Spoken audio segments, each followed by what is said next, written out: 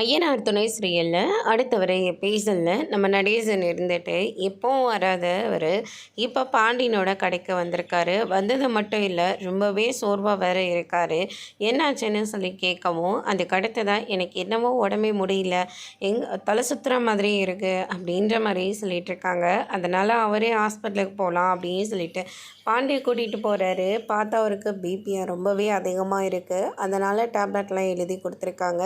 எப்படி இவரை நம்பி வீடு வரைக்கும் கொண்டு போய் விடுறது, அங்கே பார்த்துக்கிறதுக்கு யாரும் இல்லை அப்படின்னு சொல்லிட்டு பாண்டி இருந்துட்டு அவரோட கடையிலேயே பாயை போட்டு பெட்ஷீட்டை போட்டு தலகாணியை போட்டு அவருக்கு கொடுக்க வேண்டிய மாத்திரை மருந்து ஜூஸு இப்படி எல்லாத்தையும் கொடுத்து கொஞ்ச நேரம் ரெஸ்ட் எடுக்க சொல்கிறாங்க.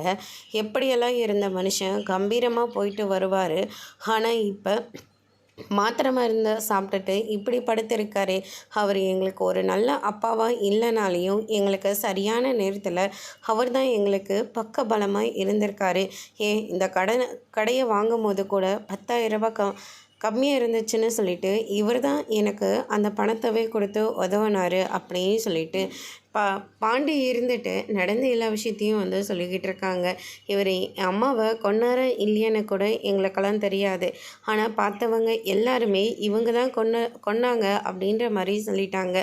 ஆனால் நாங்களும் அதை தான் நம்பிட்டுருக்கோம். ஆனால் உண்மை என்னன்னு எங்களுக்கும் தெரியாது. ஆனால் இவரை பார்த்தா ஒருத்தரை கொல்கிற அளவிற்கு கொடூரமானவங்களான்னு சொல்லி நினைக்கவே ரொம்ப கஷ்டமாக இருக்குது அப்படின்னு சொல்லிட்டு யோசிச்சு பார்க்குறாங்க. அதோட பிரம முடிச்சிருக்காங்க.